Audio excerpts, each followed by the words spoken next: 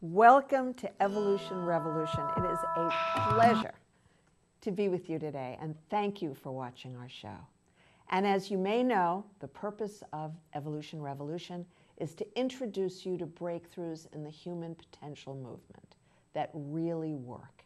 And we always have guests with us who've discovered something unique or who are practicing something unique so that you can acquire these skills and tools as well. And today's show, The Gift of Desperation, in terms of transforming sobriety, is a show that my guest and I came up with after the tragic death of Robin Williams. We were thinking, each of us, what could we have done? How can we help people who aren't yet reached? Or even people who are sober, but who are suffering and are in so much pain. And that's what the gift of desperation is all about, which Arno will explain in a few minutes. And as you may know, I offer a 1-hour complimentary telephone session so that you can have your questions answered. I've developed something called the Heartspace System. It allows us to transform the way we think, the way we listen, the way we speak, and the way we act, so that we can have peace and joy and health and love and a completely different life from the one that we may have had before. And please continue, if you would, to read my column in Santa Barbara Family Life magazine, and I look forward to all of your questions. You've been sending me questions for 9 years, and I am very, very grateful. Okay, so let me tell you a little bit about Arno. Arno has been a resident of Santa Barbara since 1977. He's an attorney mediator specializing in immigration law. He's very active in nonprofits, and I can tell you, Arno is always giving back. And he's a member of a number of different boards for nonprofits. He's on the board of the Wilderness Youth Project. He's been on the board for the Santa Barbara Middle School. He's currently on the board of the directors of the Rhythmic Art Project and Fighting Back Mentoring, and on the board for the Marriage Forum, which is the organization that I started. And for the last 13 years, he's been doing something really remarkable as well. He's been working with people to support their sobriety, and he has a unique story about sobriety in his own family. So welcome, welcome, welcome, welcome. It's thrilling to have you back. Thanks, Susan. It's wonderful to be here with you.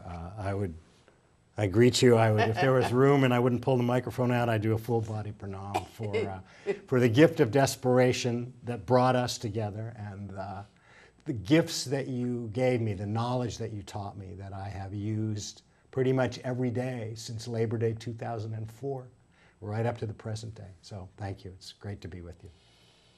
Such a joy to see somebody like Arno, where he had a situation that was untenable, unacceptable, and he was willing to learn new skills, and he's a very smart cookie, this guy. So he learned the new skills, he practiced them, and even more valuable, he used them. And as you'll hear today, he turned around a situation that was impossible into a family and a life that is wonderful today. So let's talk about this gift of desperation and why. I mean, it's desperation. It doesn't sound so appealing, but why is this so valuable to people? The gift of desperation happens when someone who's in need of change and transformation realizes that there are no more options. There's no place else to go. That person's best thinking got him exactly where he is. And it creates a willingness to take direction, to have an open mind, and to engage in a process, especially when the family is involved, that has three entities playing. The person, let's call him the addict, the family member, the supporting family members, and most importantly, some sort of higher power, extra consciousness, magic and mystery. And it is that alchemy that creates the opportunity for change. And you know, it's so interesting that different people have different abilities to endure. You know, they have different pain thresholds, they have different families, they have different scenarios. And yet you've been able to support people in all different stages and with all different problems. How do you manage that? People have different pain thresholds. You know, we live still in a macho society where guys are supposed to take it and be tougher than women. And what I've learned in the process is that at any moment you want, you can declare that you've reached your bottom, that you've had enough pain, that you're willing to stop what you are doing and start heading in a more positive direction. And with luck, the light goes on to that person. They stop and they move in a forward direction. And that's what I've seen. There's intention, and there's divine grace that somehow brings about going through the door and starting to make a change in your life. It's amazing when it happens. You know, you just gave me another epiphany, something I didn't even think about. You know that whatever you're going through today, let's say that you are not suffering from addiction. Let's say you don't even have a family member who is. You could actually declare that whatever challenges you do have in your life today are the bottom. You can commit yourself today to transforming anything and everything in your life right now, and that everything out of your commitment becomes better. And this is irrespective of your age, irrespective of your career, anything. Like, we can always be saying, okay, everything is just going to be far better than it is right now. That's my commitment. I have a friend who likes to say you can start your day over again anytime. And in this society we live in, I think we are all addicted to thinking. And for me, anyway, my thinking didn't really get me in a very good place. Right. So I can declare that I'm done being addicted to nasty thinking right now and go and make a change. It's so beautiful. And you know, years ago, parents often were desperate. That was their desperation. And they thought that they could just wait until their kids or a family member who was suffering from addiction would end up in jail. And unfortunately, you cannot do that anymore. You can't think it anymore, because in jail there are now illnesses such as AIDS that that person is not likely to get over. HIV positive, AIDS, etc. There are physical arguments and battles and fights that occur, and people are permanently injured. This is no longer an option. And so we've got to interact, we've got to find ways to motivate people. And you know, the work I do with Heartspace System for Sobriety is that I'm busy with the family members.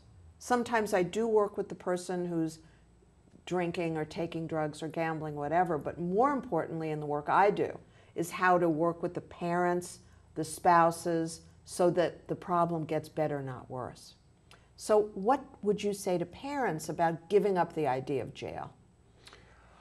When we started working together, Susan, the common wisdom from people who knew me and loved me said, he's either got to hit bottom or he's got to go to jail. And we both said that was not going to be acceptable for my son. Jail offers the fewest opportunities, the fewest programs to make change in a person's life. So if you can begin as the family to learn a new way of communicating, a new way of motivating and supporting, a new way of not being negative and not judging, you know, to begin to really listen and try to understand what it's like for your kid. You can do that right now. You don't have to wait. And it's incredibly, incredibly important. And it's incredibly important because the only person that you can guarantee some kind of results is yourself. So that as you begin to do this in the family, the change and the healing can happen for you. And that's the gift for me, that I learned these skills, and I was fortunate enough to have my son and higher power connect so that the light went on in his head. But don't wait, start now.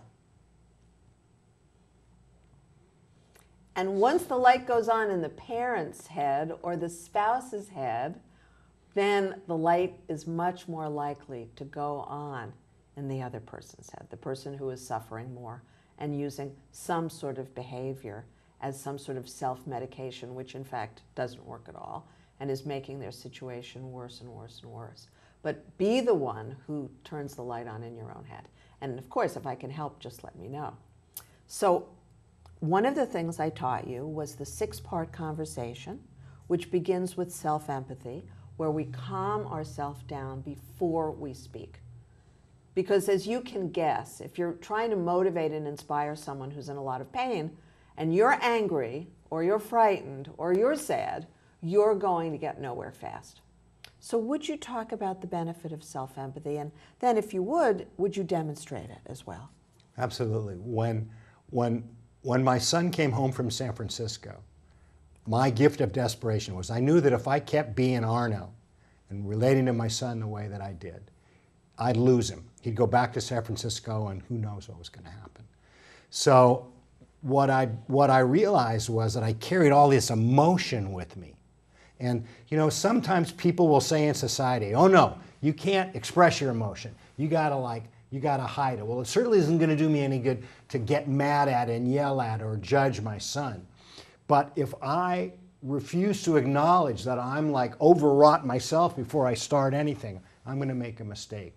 So by learning to write the things that emotions and unmet needs, feelings and unmet needs, by saying them out loud, I learned a way to begin to bring myself to as great an optimum level of peace as I could. And man, at the beginning it was hard. I felt like I was reading a script to myself.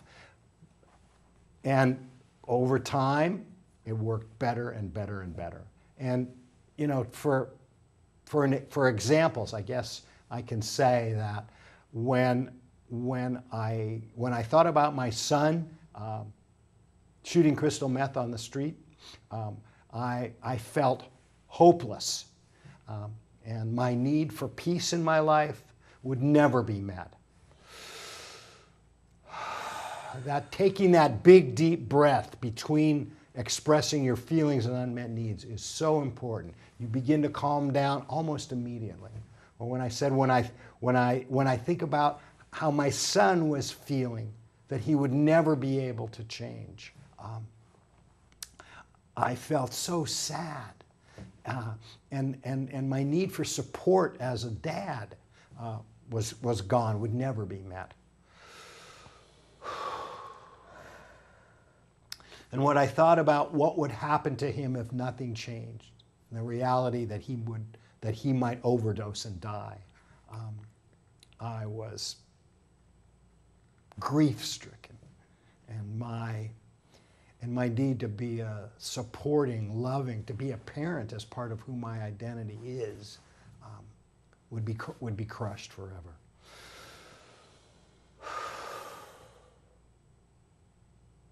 Thank you. That's really beautiful. And the more that you do this, the more that you practice this, the faster you can get out of your head into your body. When you're in your body, you're present. When you're present with yourself, you can also begin to be present with them. And that is really the number one thing that anyone needs when they are contemplating taking the most courageous step in their lives, which is walking into detox or rehab. You know, when I started doing this, I felt like I was learning a foreign language.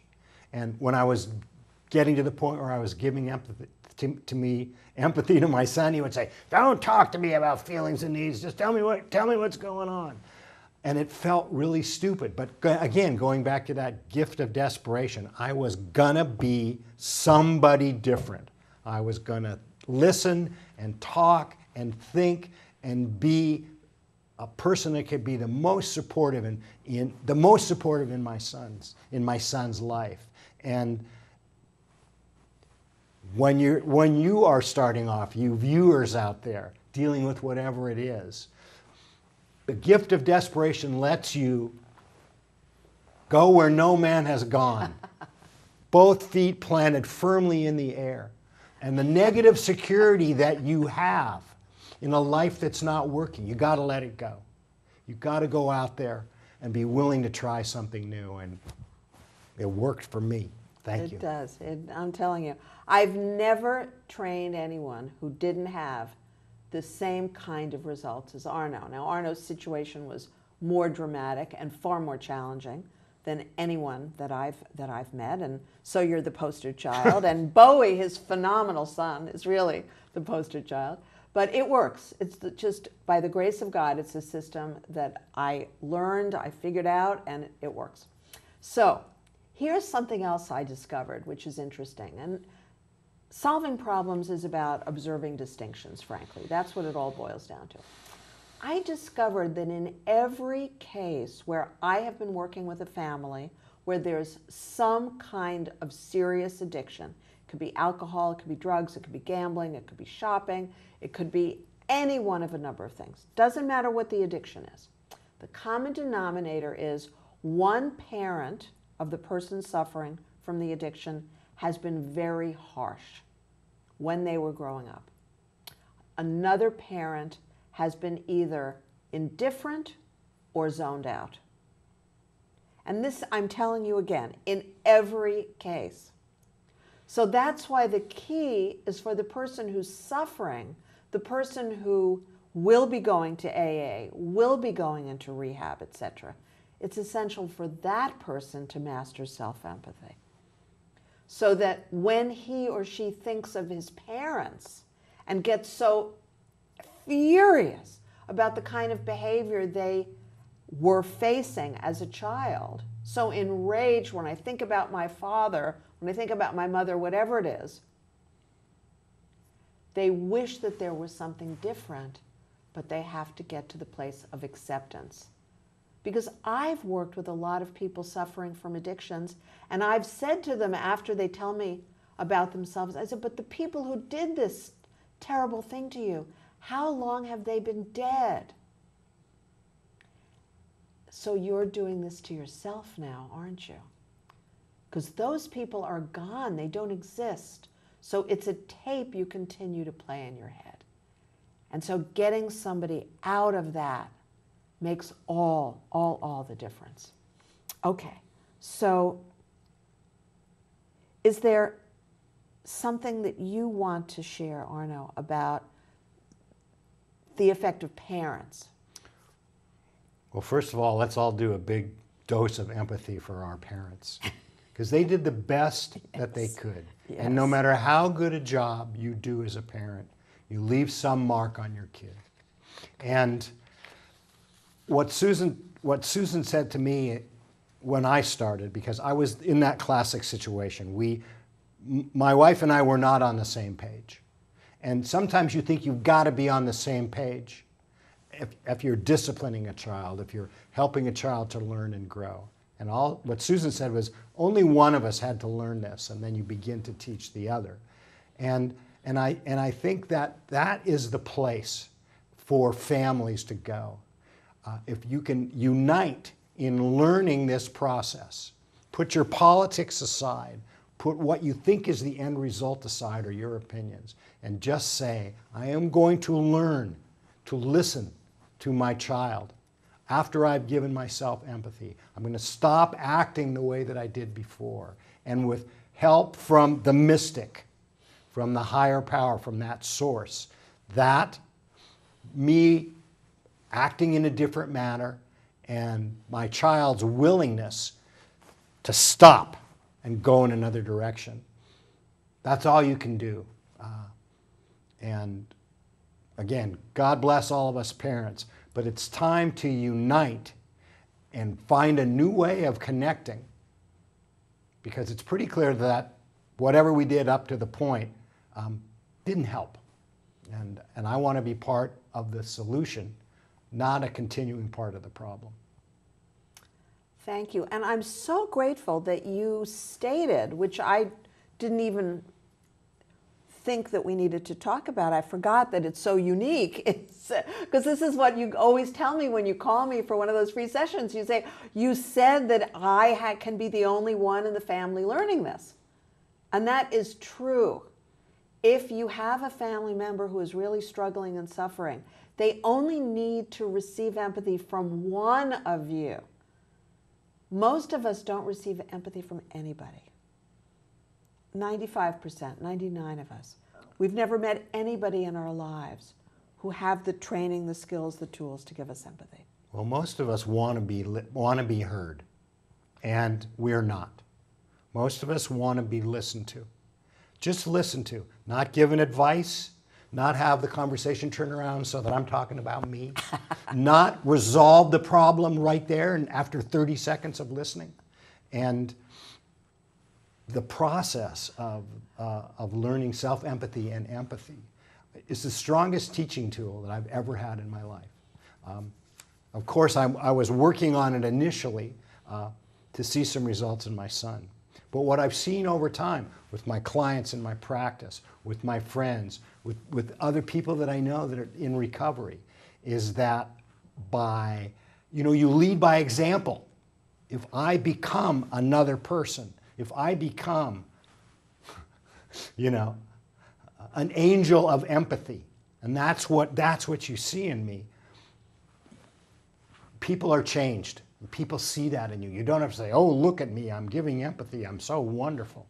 And that's why I say it comes back to, thank God for you teaching me this, because it's something that I use in my life every day to give myself empathy when I wake up in the morning and I'm finding 27 things to complain about and be unhappy about that don't exist. And when I'm on the phone, when I'm responding to emails, whatever it is I'm doing, my emotions, I'm everywhere. And without those tools, I'd spend most of my day on the ceiling. When you said this, it reminded me that in the last, let's say, 10 days, about 5 different women said to me in different phrasing, Susan, you're so much nicer than I am, Susan. I have to be more like you. In which case, I had to admit to each one of them, this is not the original me, This is the after photo. So it's really funny. And, apropos of that, we have to learn to mourn, to use nonviolent communications terminology. Dr. Marshall Rosenberg, who's one of my mentors, says, you have to mourn that in the past your needs weren't met. You have to mourn that in the past you felt this and you needed that, and you felt this and you needed that, and you didn't have the skills to get those needs met. And then what Heartspace adds to it is, now we celebrate that today, right now, we have committed ourselves that this morning was bottom, everything is up from here on in, and we are committed to learning and mastering all these new tools and skills so that more of our needs are met, right? I want to say one thing from the get-go. It's not the get-go, we've been talking for a while. For those of you that are watching and you go it sounds really good, but it's not going to work for me. I'm going to tell you you're wrong. This is a doable, learnable way of changing your life. It's a transformative process. And it happened to me, and I'm not the poster boy. I'm the poster boy for a miserable, negative, down, life sucks kind of guy. That's who I was. And we are not taught in our society to mourn. There's no classes in high school about how do you mourn. We just don't do it. Recovery offers us an opportunity in some of the 12 steps to learn, to make an inventory, to check and see how other people affected our lives, to see what our part is in it. We have a chance to forgive, to make amends to people, which is another way of going forward and mourning what's happened to us. And then we have this opportunity every day to operate like that, to make amends. You goof, you make a mistake, you say something wrong, you're not sensitive enough, you don't listen, you can stop, you can turn around, you can apologize, you can make amends, which is more than an apology. Making amends really is, what can I do to make it right? And that's something, incredible tools that Heartspace offers. Thank you so much. And Arno and I had an experience together that was among the most drastic and dramatic 12-step rescues that I'm aware of. And it had a happy, happy ending because of part 2 of the 6-part conversation, which is empathy, which is all about the other person. Now, we found this woman who we knew. She was very, very close to the edge. We got her to ER at Cottage Hospital. They took really good care of her. Then we discovered there she had been there like 11 times in 10 months, which neither of us knew. And how are we going to get her from ER into rehab? And we used empathy with her. We used self-empathy with ourselves. We used empathy with each other.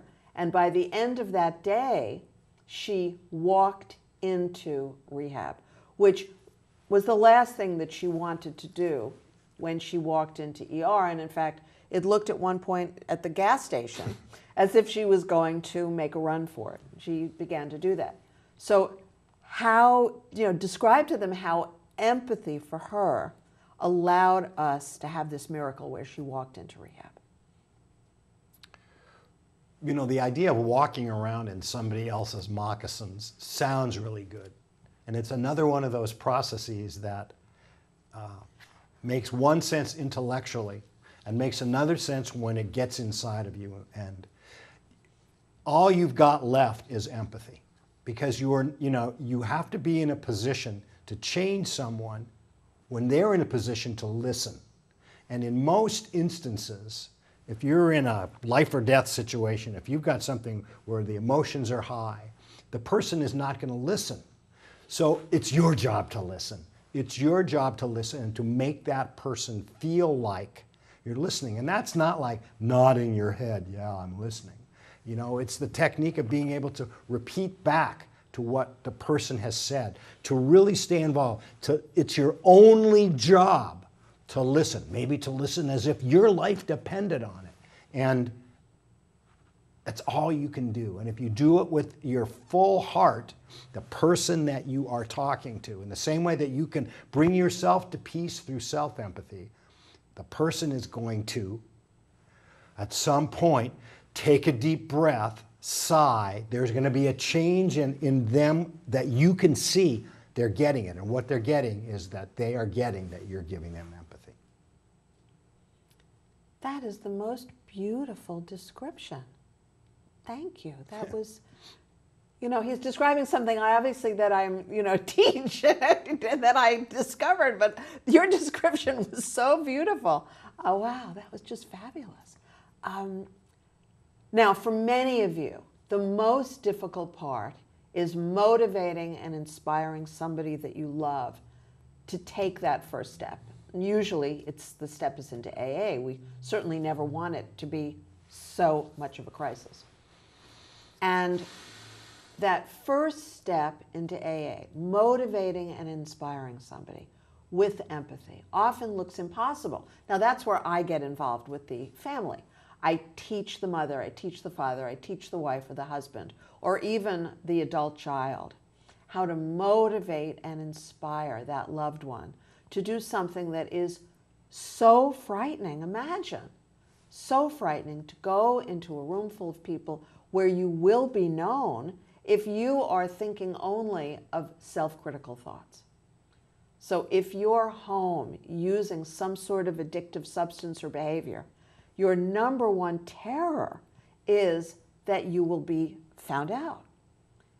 And now you're at the end of this very, very short plank on a long pier, and there you go. You've got to be able to switch your thinking. So if you would explain how empathy is so valuable in motivating someone into AA who's just afraid to go. I know with my son, as he was growing up, he was an ADD, dyslexic kind of guy. And I would say things to him, like stupid stuff like, you got to brush your teeth, or you got to get your homework, or whatever it was. And if you don't do this, then you're going to have this consequence. As if he wasn't thinking about it, as if the thought had never crossed his mind. And God help all of those out there suffering. You don't think they know they've got a problem? You don't think they know what it feels like, how miserable it is, how scared they are, how hopeless they are? And what else can you give them but empathy? What else can you do but try to get into their skin?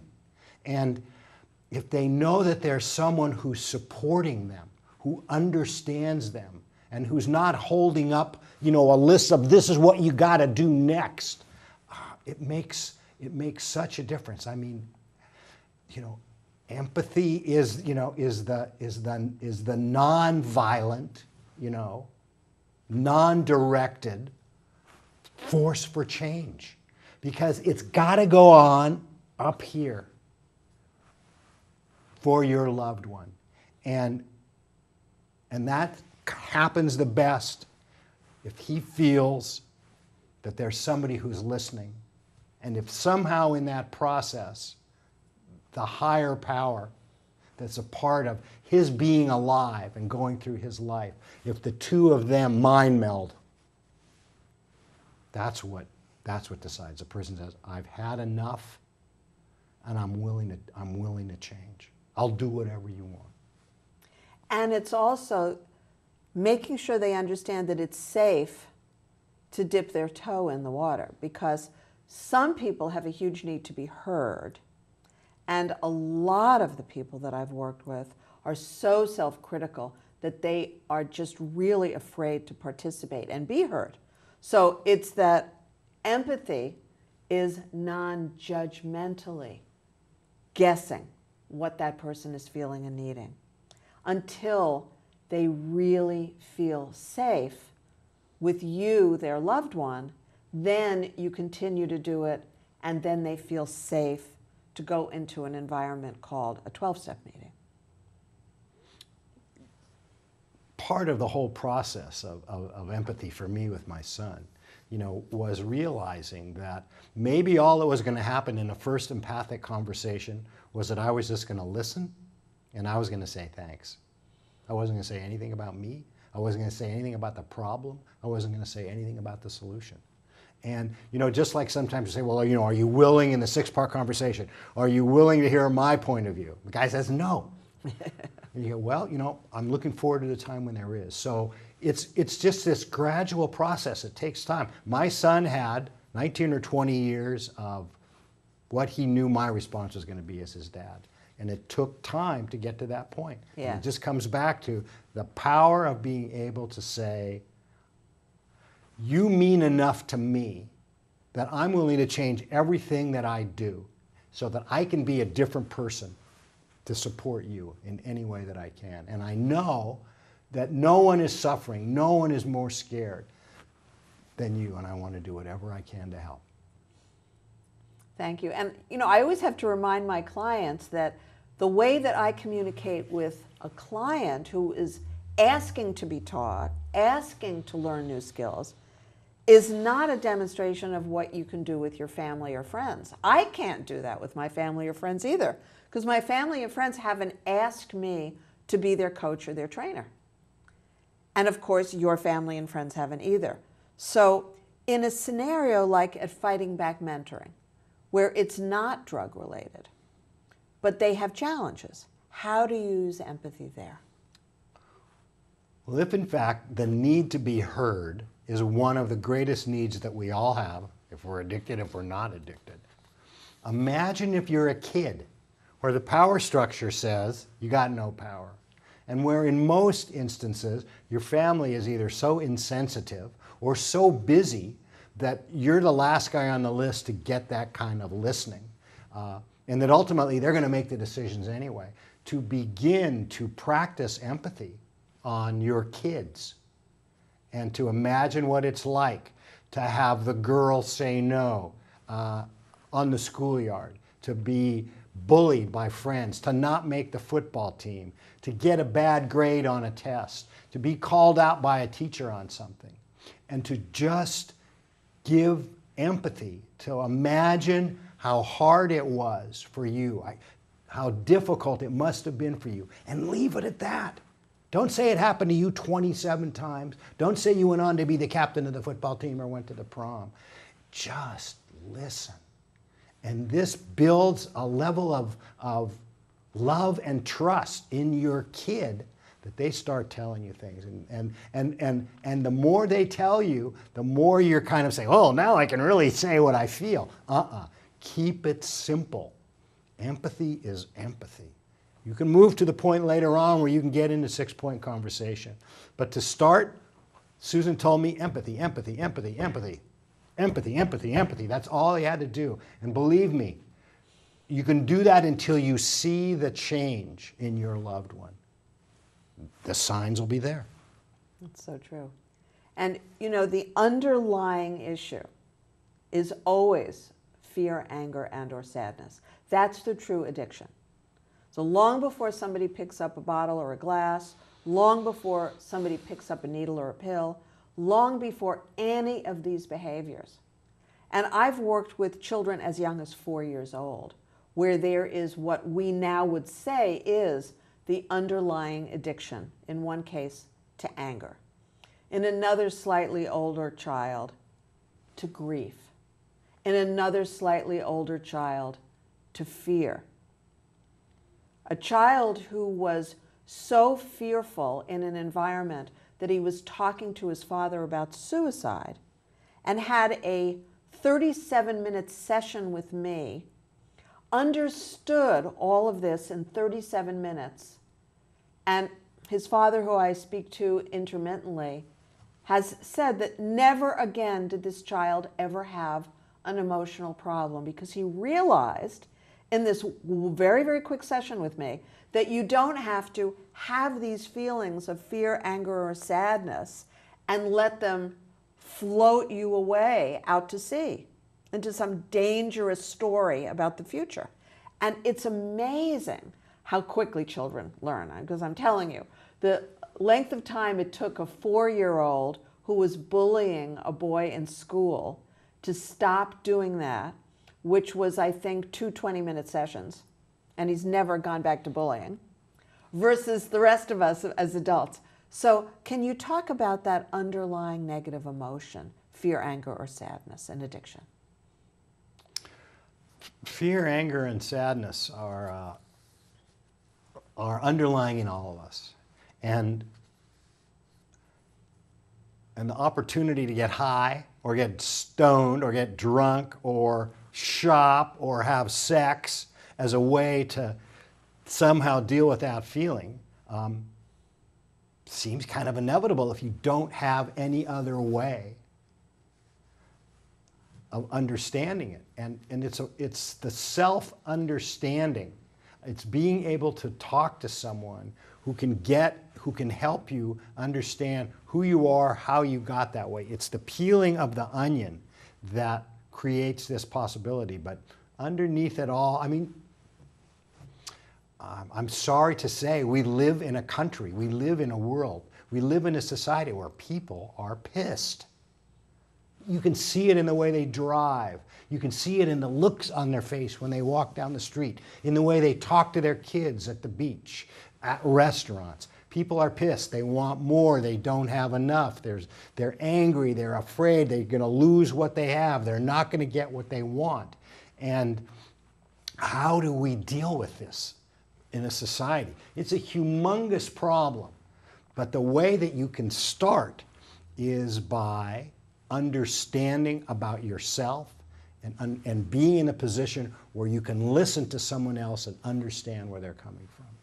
And again, it sounds very, very difficult, and it's not. And I really urge all of you out there who are experiencing any kind of difficulty within your family now, whether it's addiction or not, whether it's adults or whether it's kids, I urge you to call Susan and just listen to her on the phone. And I'm going to be willing to bet that for a lot of you, a light's going to go on for you, and you can say, you know, I think I can learn this. And you know, it's important enough to me in my life that what I want to do is I want to stop the way that it's been going with the people I love, the people that I care about, and I want to change. And that change comes from within, and you can do it. Thank you so much. And every one of us has something in our life that we want to transform, don't we? You know. And one of the things that you did with Bowie that was so amazing was the consistent support you gave them. Many people who walk a family member into rehab or detox are told, for a number of different reasons, that, 30 days, 60 days, whatever, he or she will be fine. And off they go, believing it because they don't know anything different. What Arno did that was absolutely unique was he kept seeing his son clean and sober forever. And he did every single thing that he possibly could with that intention. So why don't you speak about that a bit? Well, I wish rehab were free. And I wish that the Yes. 12 steps were taught in junior high school. And I wish that Heartspace was mandatory in grade school. None of those things are true. What we've seen is that the longer a person can be in the protective, supportive environment that's offered in rehab, the better it's going to be. Because when they're done, they have to go back to their old life, their old friends. And it's very difficult. In the program they say you only have to change one thing in your life, and that's, you got to change everything. What you can do as a family member is you can be consistent in your support wherever they are. And my son knew that he wasn't cooked enough. He hadn't marinated long enough. And it was really in his mind. And I thank the powers that be and folks that came to my aid, my family's aid, to help us with the financial support to be able to keep it going. He was in the rehab community he was in for 8 months. He was 6 months, and then he lived in a halfway house, and he worked in the community. And that's a wonderful way. And if that can happen, great. The longer that you have that support, the more strength that you have to practice yourself, to come out, to have new sober friends, to get a sponsor, to go to meetings, to have counseling and therapy, whatever it might be, to have people you can talk to when you start to feel wiggly, to help you calm down. But coming back to you, the listener, the family members, let's just make you the first line of defense no matter what. And you introduced me to Len Van Nostrand, who is the director of Full Spectrum Recovery in Santa Barbara, which is a fantastic resource.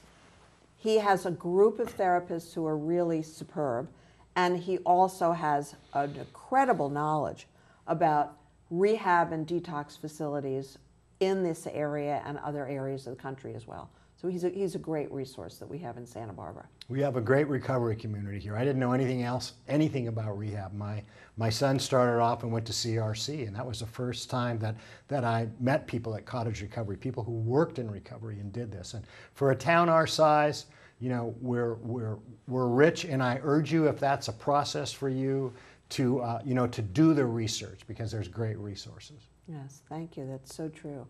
Now let's talk about the other part of it, which is the higher power.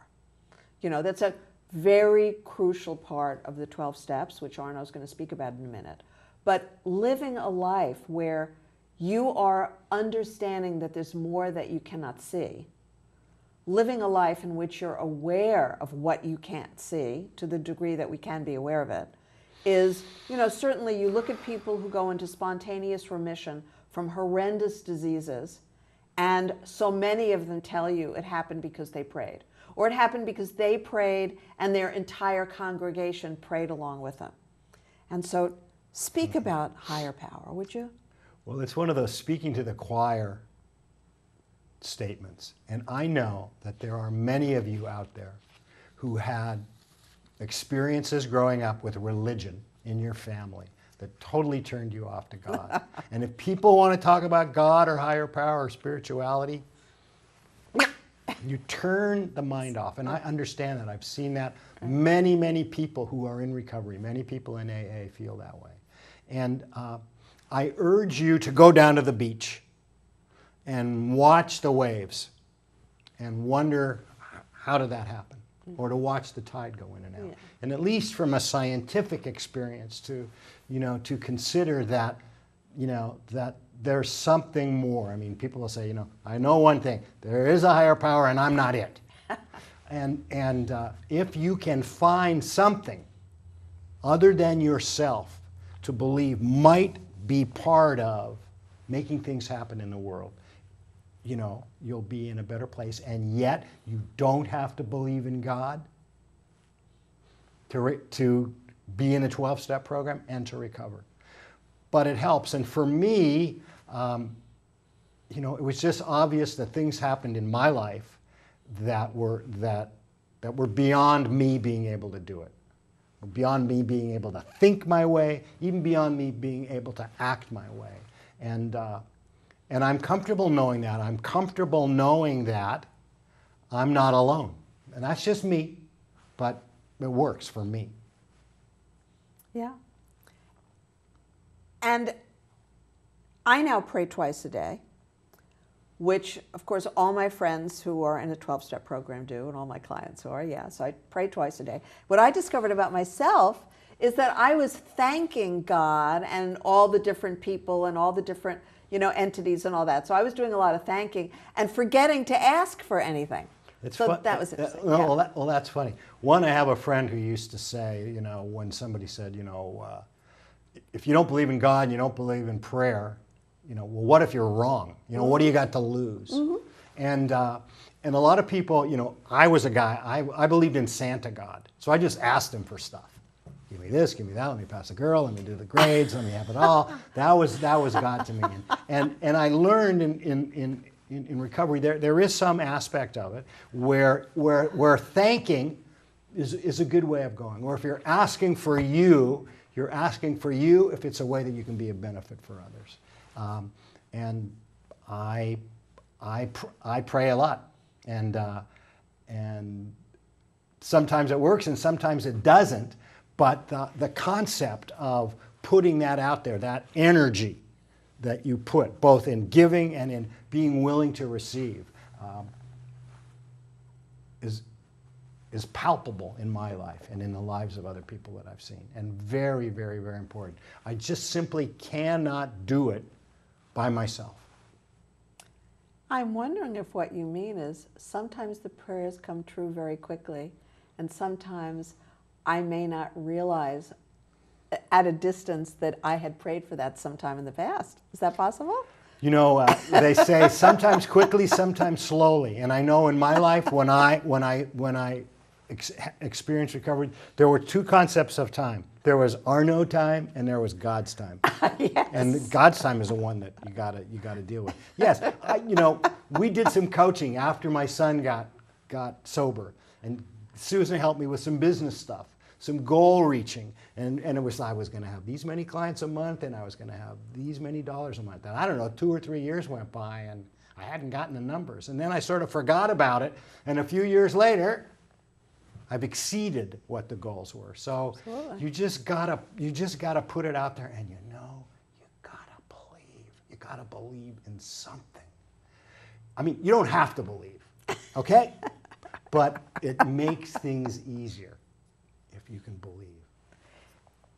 The benefit of the conversation about fear, anger, and sadness, and the benefit of understanding the connection to negative emotions and addiction, is to have an understanding that each of us has a job to reach a certain energetic state called positive expectation and belief, which is where you need to be for things to just show up.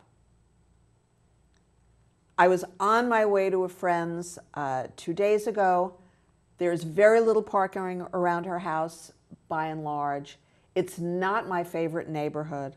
I noticed I started to get into this negative thinking. I caught myself after a minute and I said, I will pull up to her house and there will be a perfect parking spot right in front of her house. Thank you, God. And I left my place and I got in the car and I kept that focus. The entire street in front of her house was empty. It was hilarious. I could have parked in 6 different places. I have never seen it like this. It was like a miracle. So I caught myself. My positive expectation and belief wasn't happening. And I'm telling you, it always needs to be there. Now, Sometimes my prayer, I'll just go 5 minutes, thank you, God, thank you, God, thank you, God, thank you.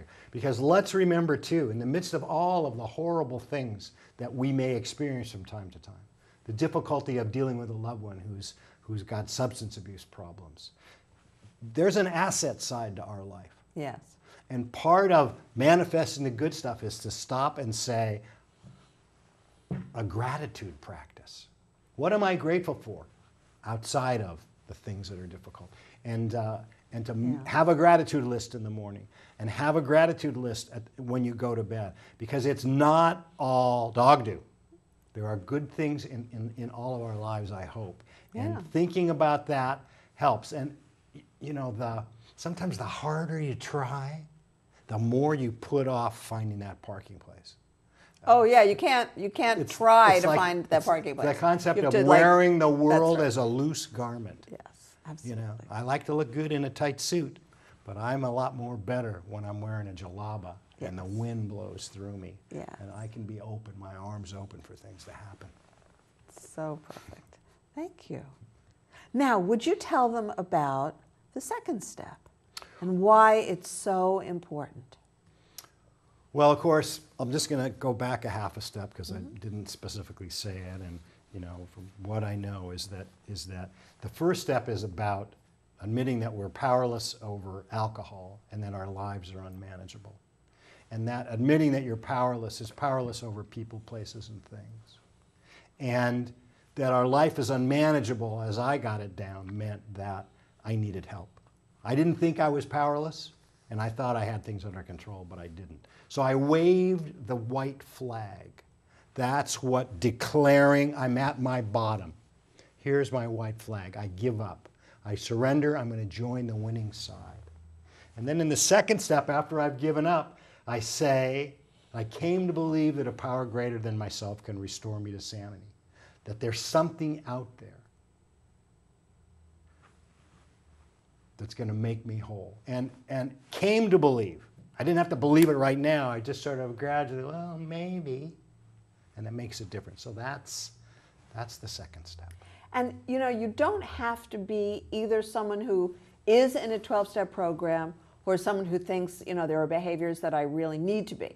Because I learned from a dear friend of mine who's an author who's not involved in any step program at all, Sally Franz, that from a spiritual religious perspective, it can be very helpful. And she's told me many miracles in her own life where she would just be prostrate on the ground with her arms out and asking. And I was like, I can't do it. I need help. Can you help me, God? And that was really unique. I was brought up in the most, you know, unreligious environment known to man, of any religion. And when Sally taught me that, it took me a while before I really got the value. But I can tell you, because many of you know me, many of you know the horrendous things that I went through in the divorce, et cetera, 7 years in hiding. You've heard that story. I can tell you, I was on the ground praying many times to a God that I didn't believe existed, thinking, what do I have to lose? And I'm here today. So that's the point to me. You have nothing to lose except theoretically some of the misery that you're enduring. That's the gift of desperation, and sometimes the first prayer that anybody makes is, help me, God. Now then, the third step. Well, once you've surrendered and once you've said, well, there's something out there that's going to help me, then you say, and you know, I'm going to turn it over. I'm going to turn it over to that power. Made a decision to turn my will and my life, my thoughts and my deeds over to that power. And you know, that's a really, really nice thing to do, because most of us are walking around out there thinking it's all on me. I got to do it all. And if you can wake up in the morning with things that you've got to deal with maybe some problems, and you can go, will you help me?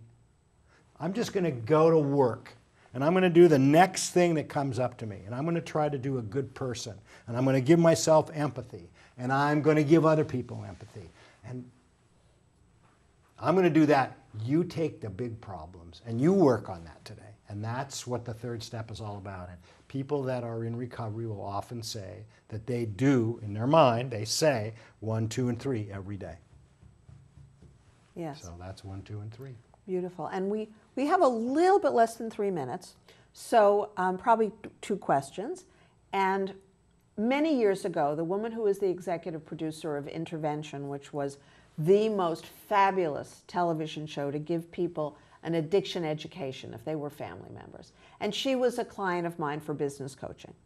And she admitted that only 50% of the people who went through interventions, even though the intervention television program was paying for everything, only 50% of them agreed to go into detox or rehab. And only 50% of those people who went into some sort of a facility stayed for the 30 days. So that means only 25%, even when money was not an issue, were able to get clean and sober, even for that 30 days. Now, as I said, every single family that's worked with me, that family member has decided to get clean, to get sober, and has stayed that way. And a big point is how long someone stays in a program. And I don't mean just a 12-step program. Because when I gave a workshop at Passages, the guy who was the medical director at this Malibu Center for detox, one of the best in the country, a brilliant facility, admitted that they found that people who stayed 12 to 18 months in a program that was a residential program had the highest possibility of a life of sobriety, a life of being safe. So what would you say about that in half a minute?